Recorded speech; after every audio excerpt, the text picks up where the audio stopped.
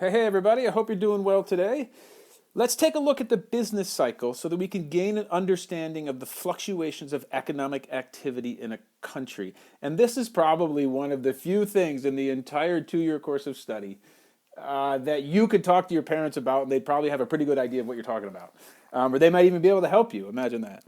So the business cycle is the general growth, rather than better said, like the expansion of an economy and then its contraction, and its expansion and its contraction, its expansion and contraction. And we're going to take a look at a diagram of this in a second. It's going to make more sense. But I just want you to think about there's a cycle of expansion and contractions, expansion and contraction. There's a general upward trend usually, but it's just a cycle of good times and bad times for firms and consumers in an economy. So to put some economic discourse on this, in developed country economies, we can generally see a pattern of where there are periods of economic growth followed by periods of slowing or even falling growth, and this is known as the business cycle or trade cycle. So a definition to put in your notebooks there is the business cycle is the periodic fluctuations in economic activity measured by changes in real GDP. So that's GDP with inflation calculated in. So the phases of the business cycle are known as peak, contraction, trough, and expansion, and they're different definitions of these different words for these same periods of growth. A boom could be a trough, could be a downward session, a contraction could be a recession, expansion, right? But it doesn't matter. You can use these 4 words just as well as any other words. While the fluctuations are in practice highly irregular, the most common illustration of the business cycle shows a standard periodic cycle. All right, so let's take a look at the picture. So here it is. And this is one of those things that you think's really easy, and then it's going to get a little bit more difficult. Your ideas are going to start swimming, and then hopefully in the end, right, it's going to make a lot more sense. The thing you need to realize about the business cycle is this is an enormous value to you. There is so much information in here that if you can get this picture in your mind and understand the stories behind it, it's going to be really, really helpful to your understanding of economics. Okay, so here's what happens. Okay, let's pretend like we're starting right here. Okay, so, well, just to orient yourself, right? This is real GDP is on the vertical axis, and time is on the horizontal axis. Okay, and there's a blue dotted line that runs flat throughout this entire diagram, and it's called the long-term growth trend. And what this is saying is that most economies will have a long-term expansion of growth. So even though, let's say that this is clearly a trough, right? This is a downward trough in the cycle. You can see that the next trough, while it was still a trough, it came down from the boom time down to this trough. It's still higher, right? The GDP is still higher than where it was down here. So even though there's a bad economic times here and bad economic times here, the real GDP of the second trough is obviously much higher. And that's because governments set up the system, or try to help set up the system of long-term growth. And as this comes down here, let's say there's another trough right here, we can see that trough will actually be at a higher real GDP than the other two. Okay? So there's recovery, right? There's boom or the peak. There's a recession. There's a trough, and then there's another expansion or recovery. During this time, from going from a boom to a trough, there's a contraction in the real GDP. Real GDP was up here, right? And then there was a recession, and real GDP actually dropped to here. Okay.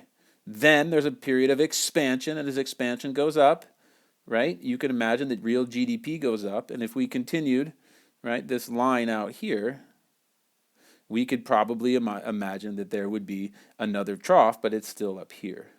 Okay, so actually the goals of a government is to have these fluctuations be as flat as possible, to have the distance between the boom and real GDP, which is this long-term potential growth, to be as small as possible, and to have this trough as small as possible. So you'll hear in the news, look at this one was smaller, they did a better job. You'll hear in the news, especially because the United States sort of dominates the world economy, in many ways. At the New York Stock Exchange, if there feels like there's a lot of economic growth and the country is going through a time of expansion, right?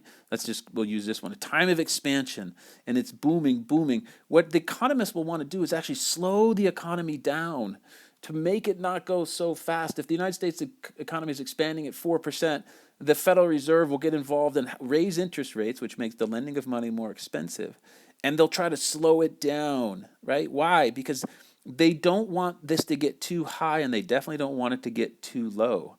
Because a more predictable line of economic growth is the goal, okay? So no fewer, you don't want the highs too high or the lows too low. Just kind of a general upward long-term growth trend for the economy.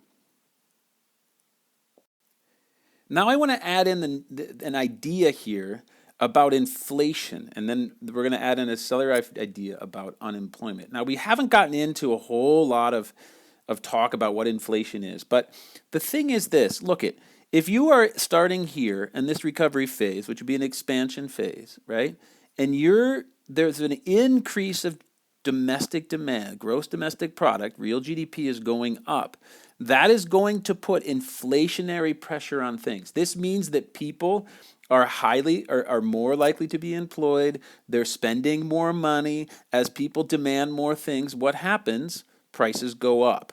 So during times of expansion, you can see it again here, during times of expansion, there's going to be a general trend, and they call it inflationary pressure, on a general rise in the average price level of things. And that's because people are consuming more. And anytime they consume, you know from microeconomics, anytime you try to consume more, there's increased demand, prices will go up. And that's going to create inflationary pressure in a country. And too much inflation is bad. Generally, you want about a 2% rate of inflation, which is really quite low. And that means that the currency holds its value, and that means that if you have money saved in the bank for your pension, that it's not losing value too fast. So anytime you see this increase in the recovery, right, and this increase in the business cycle, you know there's what's called inflationary pressure. Prices are going to be going up, and that should be seen pretty logical to you by now. Likewise, if you get to the boom and you started headed towards the trough, what's happening? Well, real GDP is slowing down. There's a dip in growth. Wow. So what's going to happen? Well, as the growth goes down, demand comes back. What's going to happen to price levels? Well, they're going to go down. And so there's a deflation is the opposite of inflation. Deflation means a general decrease in the average price level. So this is deflationary pressure during a contraction, and you can see it again over here, right? And you can see it actually right here as well. So that's where inflation and deflation are represented in this business cycle diagram. Now, moving on to some other concept that's super important to understand is the idea of unemployment. And maybe you can start figuring out, you can predict these things. I told you there are a ton of stories in this diagram. It's super helpful to you. Okay, during an expansion time, which is a recovery time, right? As real GDP is going up, what do you think is happening to unemployment? Well, unemployment is going down, right? Because people are demanding more. If people are demanding more, that means producers are probably producing more, which means they're hiring more workers, which means that the unemployment rate is going down. So at the peak here of the boom, unemployment is probably really low, okay? So there's going to be, because that's why they're able to demand things. If you have a job and you're confident you're going to keep it, you're going to keep consuming more. And if you consume more, that incentivizes firms to hire more people, which improves the unemployment rate, right? The unemployment rate goes down. Okay, so that would be represented here, right? A decrease in unemployment and a decrease in unemployment here. But here's the trick, folks. During a time of a recession or a contraction in the business cycle, what do you think's happening here? Well, demand's going down, and anytime demand goes down, guess what goes down? People's employment. The companies are producing less, which means that unemployment is going to go up. And so in a trough down here, you're going to see high levels of unemployment. Okay, maybe up here during the boom, unemployment is below the natural rate of about 5%, maybe 3%. Down here in the trough, unemployment might be up to about 8-9%. And then as it recovers, right, Unemployment is going to go down. People are going to hire people back, and then it peaks again, and then there's another downward dip. And during this time, there's going to be increased unemployment to this trough. All right, so there are a lot of stories in this graph. This is a really simple, Jocelyn Blink put together a nice, clean business cycle diagram that tells you a lot of different things. Understanding this will enlighten you in many, many ways to the goals of a government and what they try to achieve. Unemployment, think about the macroeconomic goals that we talked about, right? Economic growth, that's represented here. Low and stable rate of unemployment, that is here. A low and stable rate of inflation, that is here, right? A general equity in the distribution of income. If they can get people to these troughs not too high and not too low, right? And that's going to lead to a flatter and hopefully more equitable distribution of income. So let's take a look at one more example. This was done by Ellie Tregeges in her course Companion to the IB curriculum. And I love this diagram. It's a little bit more complicated, and to start off with this diagram can kind of overwhelm some students. But if you look at point A here, as you go into the expansion, unemployment falls. As you get to the top here, the peak, right? Actual GDP is greater than potential GDP. Potential GDP is another name for this long-term growth trend, okay? So it's greater, which means that unemployment would be under the natural rate of unemployment. Natural rate of unemployment is about 5% in most places. So unemployment is going to be around 3%, let's say. And then there's a contraction. Unemployment increases down to this trough at point E, where actual GDP is less than the potential GDP, right?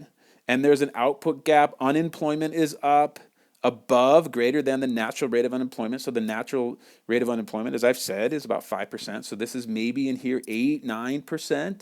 And then it starts to recover, right? And it moves back up to another situation over here.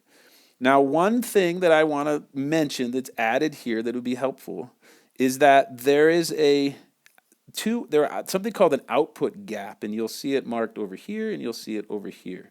An output gap is the gap between the potential GDP long-term growth trend, right, and actual output. And the goal is to keep it, right, is to keep the growth as close to this line. Countries do not want high fluctuations. They want to keep this really neat and tight.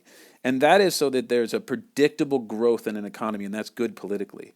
So they don't want the troughs too high, the booms too high or the troughs too low. And this gap here is called an output gap, the output gap between potential GDP and actual GDP, potential GDP and actual GDP. In this case, the country is producing at a rate higher than the long-term potential GDP. In other words, it's going to come back down. And this is producing below it, right? And so it's going to come back up. Okay, so the output gaps is a new little addition here. I love Ellie Tregeges' version of this business cycle graph. And one last thing I would just like to say, economists generally think that there's probably about a 3 to 5 year cycle for the business cycle in developed countries. And there's a lot of debate as to why that's true. One of the suggestions is that it has to do with electoral cycles, right? As you're getting towards an election, say of a president, there's an incentive for the government to spend more money to make things better, right? Which is be an expansion period of time. And then as you're in the middle of the election cycle of 4 years, if it goes down, that's okay to bring it back because there's still time to bring it back around before the election. All right, but in any event, there's a lot in here, the business cycle. Don't move on until you understand this. This is going to serve you so well in understanding diagrams later on and low and stable rate of inflation and low unemployment. Okay? Good deal. I hope you found this video to be helpful, and we'll talk to you in a bit.